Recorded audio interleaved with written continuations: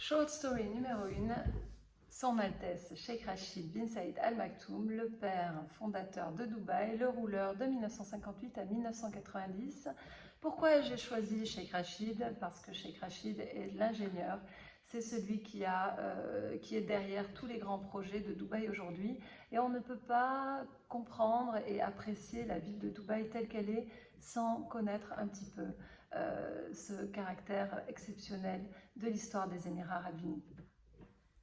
Alors, Cheikh Rachid est né en 1912 sur les bords de la Crique, donc du côté de Bourg-Dubaï. À l'époque, son père arrive la même année donc au pouvoir et il va rester le rouleur de Dubaï jusqu'en 1958, Cheikh Saïd bin Maktoum Al Maktoum. La région s'enrichit depuis le XVIIe siècle grâce à toute une industrie de pêche perlière qui se passe du Koweït au détroit d'Ormuz avec de nombreux bancs de perles le long de la péninsule arabique. Et cette industrie donc va être l'essentiel de l'économie jusqu'en 1929, date où cette industrie perlière va connaître sa première crise avec la découverte au Japon de la perle de culture, mais c'est aussi lié à la Grande Dépression et au krach boursier de 1929. Cheikh Rachid va aussi être le témoin, donc dans sa jeunesse, de la création du Royaume d'Arabie Saoudite en 1932, et en 1939 il va épouser son seul et unique amour, Sheikha Latifa bint Hamdan Al Nahyan, sa cousine éloignée qui est venue se réfugier d'Abu Dhabi en 1922 à la mort de son père, et ensemble donc ils vont avoir 4 garçons et 2 filles. Cheikh Rachid donc arrive au pouvoir à Dubaï en 1958. À l'époque, il a eu le temps un petit peu d'imaginer comment il pourra développer son émirat si un jour, lui aussi, a du pétrole. Abu Dhabi découvre le pétrole cette même année, en 1958, et Dubaï va devoir attendre 1966 avant sa première découverte de pétrole. Donc Cheikh Rachid va commencer à élaborer un plan, comment développer Dubaï, comment essayer de développer d'autres secteurs économiques pour pouvoir être indépendant de cette ressource pétrolière et pouvoir développer un futur, un avenir pour cet émirat et son peuple.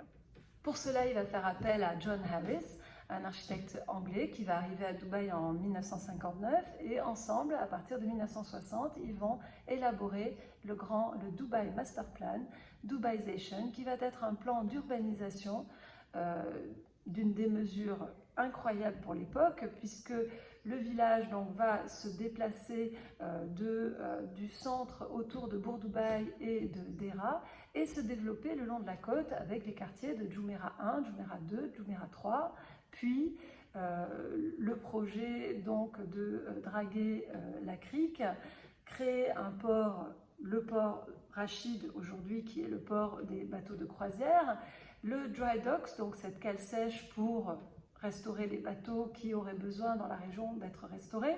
À l'époque, tous ces projets sont d'une démesure incroyable. Dubaï n'a pas du tout d'économie, n'a pas une demande folle pour tous ces services-là, mais il développe, il se dit, nous sommes marchands, je vais développer ce que je sais faire le mieux, et en 1979, il inaugure à Jebel Ali, à 40 km du centre de Dubaï, ce port en eau profonde incroyable qui aujourd'hui est un des hubs commerciaux, le plus important du monde, avec cet import-export. Pour finir, Cheikh Rachid, donc en 1968, va créer un pacte avec son cousin d'Abu Dhabi, Cheikh Zayed bin Sultan Al Nahyan. Ensuite, ils vont donc essayer de créer ces futurs Émirats arabes unis. La fédération donc sera signée le 2 décembre 1971 à Dubaï. Et Cheikh Rachid sera le vice-président et son cousin Cheikh Zayed donc d'Abu Dhabi deviendra le premier président des Émirats arabes unis. Après l'inauguration du port en 1979 donc, par la reine Elisabeth, Cheikh Rachid va se concentrer essentiellement sur le développement urbain, l'éducation, la santé pour son peuple, et il va donc donner la main à ses fils, Cheikh Maktoum et Cheikh Mohammed, qui vont lui succéder en 1990. Donc Cheikh Rachid décède le 7 octobre 1990, il y a presque 30 ans. Aujourd'hui, son fils, le rouleur actuel et vice-président des Émirats Arabes Unis, Cheikh Mohammed bin Rachid Al Maktoum, lui rend très souvent hommage. Il reste son modèle. Voilà, j'avais très envie, en première histoire, de partager avec vous ce portrait de ce personnage clé, donc de l'histoire des Émirats Arabes Unis et de Dubaï. Et je vous souhaite